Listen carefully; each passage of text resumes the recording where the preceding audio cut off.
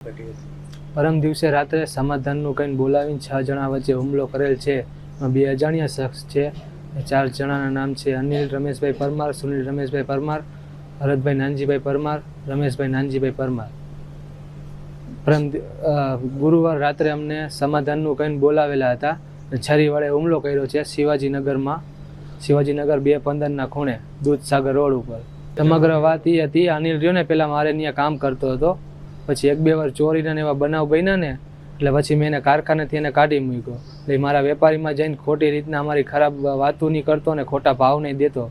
એને લીધે મેં એને સમજાવવાની કોશિશ કરી, ત્યારે બોલાચાલી થઈ હતી ફોન ઉપર. પછી એ વાતને લઈને પરમ દિવસે સમાધાન કરવાની વાત આવી.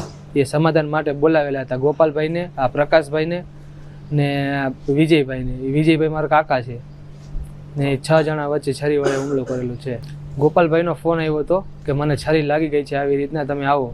પછી હું ને એક ભરતભાઈ છે એ અમે 2 ફટાફટ ગયા ને એને સિવિલ હોસ્પિટલ અહીંયા ખસેડે ઇમરજન્સીમાં. માંગ અમારી એ જ છે, કડકમાં કડક કાર્યવાહી થવી જોઈએ.